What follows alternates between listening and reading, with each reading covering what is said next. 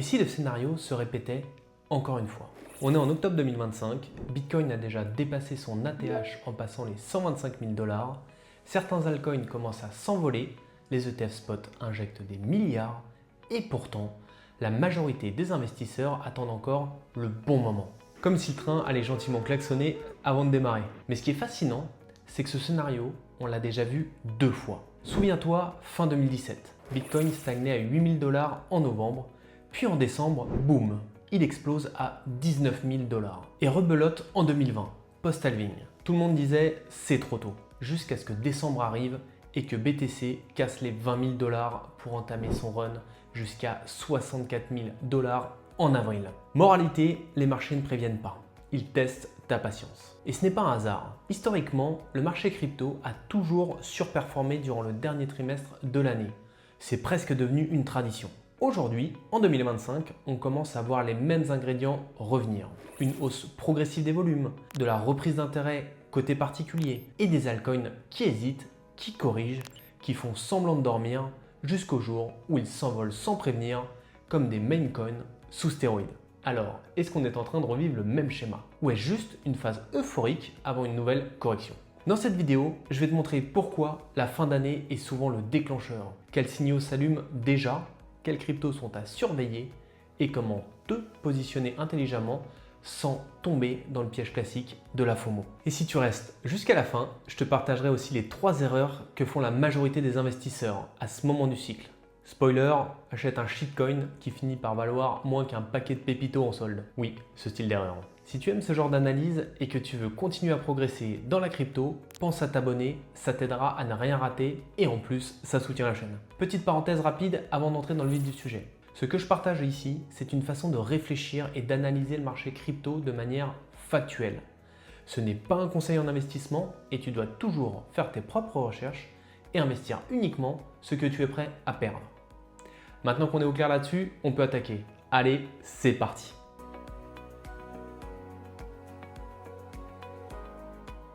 Maintenant qu'on a bien planté le décor, voyons concrètement pourquoi le contexte actuel est si particulier et pourquoi de plus en plus de voyants passent au vert pour une fin d'année explosive sur le marché crypto. D'abord, parlons de Bitcoin. Il vient de franchir un nouveau record historique dépassant les 125 000 $. Et cette fois, ce n'est pas juste un petit mouvement de marché. Ce sont surtout les gros investisseurs institutionnels qui se placent, notamment grâce aux ETF Bitcoin. C'est des produits financiers qui permettent d'acheter du Bitcoin un petit peu comme on achèterait une action. Résultat, des milliards arrivent sur le marché et ça change complètement la dynamique. On n'est plus dans une mode passagère, mais dans une adoption par les acteurs dits sérieux de la finance traditionnelle. En parallèle, l'économie mondiale reste incertaine. Les taux d'intérêt sont encore élevés, l'inflation n'est pas totalement sous contrôle et les marchés boursiers classiques avancent à tâtons. Dans ce climat flou, les investisseurs cherchent des alternatives. Et devine quoi? De plus en plus de gens considèrent Bitcoin comme une valeur refuge, un petit peu comme l'or, mais en version numérique. Et enfin, il y a un facteur que beaucoup oublient, la saisonnalité. Oui, même en crypto, il y a des périodes plus favorables que d'autres. Et devine quelle période est la plus performante historiquement? C'est le dernier trimestre de l'année. Octobre, novembre et décembre.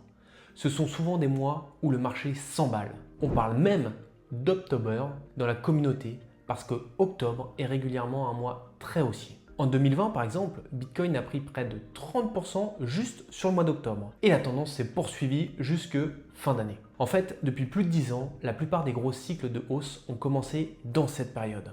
C'est comme si le marché crypto avait un petit rituel d'hiver. Il se réveille en octobre et finit l'année en fanfare. Alors bien sûr, rien n'est garanti, mais entre le contexte économique fragile, un afflux massif de capitaux institutionnels, des signaux positifs et une période historiquement favorable, tout semble s'aligner pour que cette fin d'année 2025 soit beaucoup plus mouvementée qu'on ne le croit. Et c'est maintenant qu'il faut commencer à y prêter attention. Dans les prochaines parties, on va justement regarder les indicateurs les plus simples à comprendre et surtout, on va parler des altcoins qui commencent à se réveiller discrètement. Tu vas voir, certains projets montrent déjà des signes vraiment très intéressants.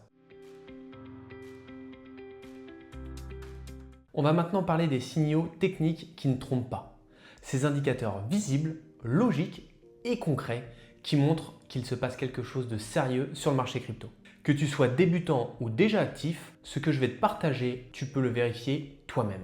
Premier signal qui est très clair, la hausse des volumes d'échange. Sur des plateformes comme Binance, Coinbase ou Kraken, on observe depuis plusieurs semaines une augmentation nette des volumes. Concrètement, ça veut dire qu'il y a plus d'acheteurs et de vendeurs, donc plus d'activité. Mais ce qui est encore plus intéressant, c'est que cette hausse de volume accompagne la hausse des prix, notamment sur le Bitcoin et l'Ethereum. Et ça, c'est un très bon signe. Quand le prix monte avec du volume, ça veut dire que le mouvement est solide. Ce n'est pas juste un petit pump manipulé en douce. Non, là, on a du monde dans la salle. C'est comme une soirée où la musique est bonne et la piste est pleine. Deuxième signal, les cassures au-dessus des résistances clés. Tu sais, en trading, il y a des niveaux que les prix ont du mal à dépasser. On appelle ça des résistances. Et là, récemment, le Bitcoin a franchi des niveaux importants, notamment autour des 120 000 et 122 000 $.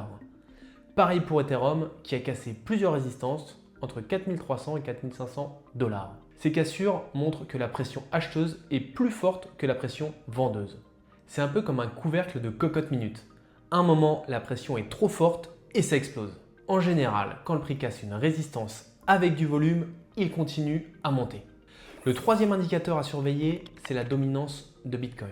C'est un chiffre qui mesure quelle part du marché total est occupée par Bitcoin. En gros, Bitcoin vs le reste du marché crypto. Actuellement, la dominance de Bitcoin reste plutôt stable aux alentours de 59%. Et ça, c'est intéressant. Pourquoi ?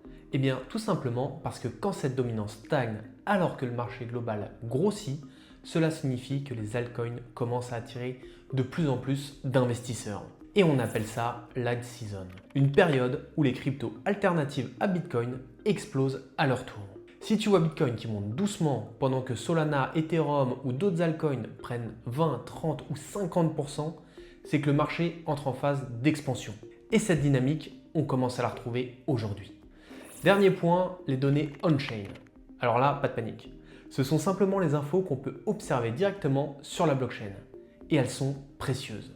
Ce qu'on voit en ce moment, c'est une baisse importante du nombre de Bitcoin présents sur les échanges. En gros, moins de BTC prêts à être vendus. Et ensuite, les whales. Vous savez, ces gros détenteurs de Bitcoin. Eh bien, ils ralentissent leur vente et commencent même à accumuler à nouveau. Tout ça, ce sont des signaux typiques de phase d'accumulation avant une phase d'explosion. C'est un peu comme si les gros joueurs avaient déjà mis leur pion en place en attendant que le reste du marché suive. Et dans les cycles précédents, ce type de comportement on-chain est souvent arrivé juste avant les grosses hausses de marché.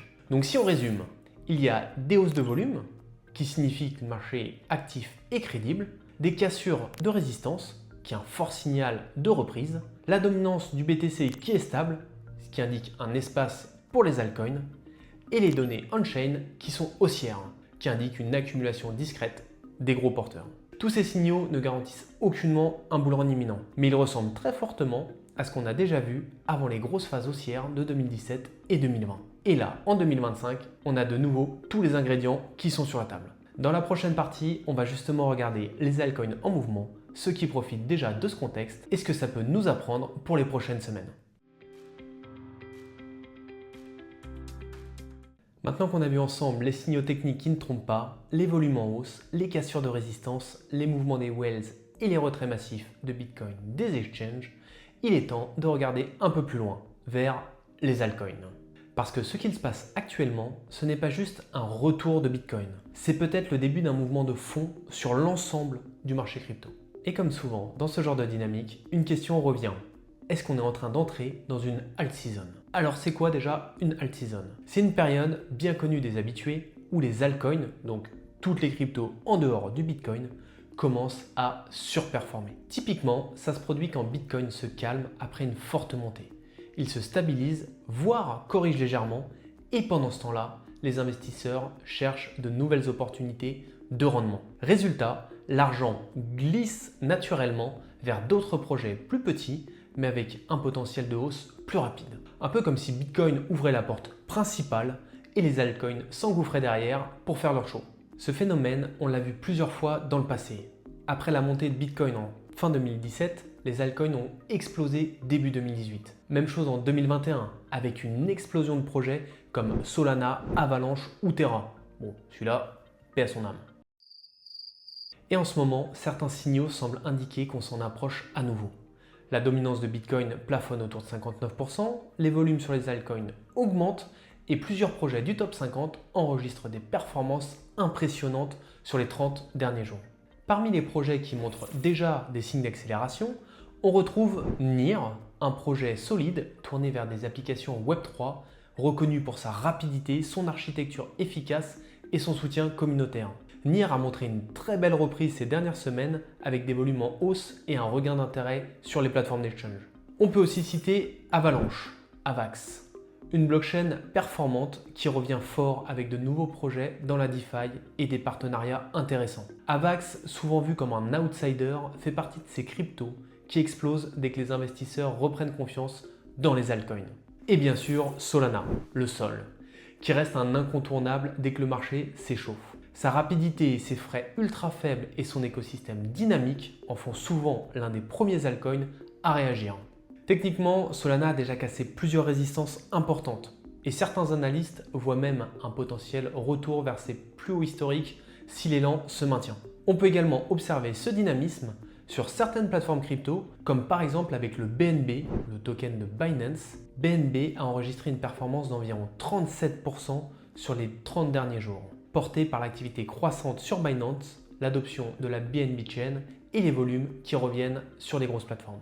Mais on peut également voir le phénomène sur des plateformes plus petites comme Swissborg, qui est une plateforme suisse, avec son token Borg. Ce token a littéralement explosé avec une performance d'environ 96% sur les 30 derniers jours. Il s'agit d'un projet européen axé sur la finance décentralisée et la gestion intelligente de portefeuille. Sa récente montée peut s'expliquer par l'engagement croissant de sa communauté et une communication efficace. Attention cependant, des hausses aussi rapides attirent beaucoup de spéculation, donc prudence si tu t'y intéresses. En résumé, on commence à voir une vraie dynamique sur plusieurs altcoins majeurs et intermédiaires. Et dans ce genre de contexte, il est essentiel de comprendre que le marché peut aller très vite dans un sens, mais aussi dans l'autre. L'alt season, si elle démarre vraiment, peut être une opportunité, mais elle peut aussi être brutale pour ceux qui foncent sans stratégie.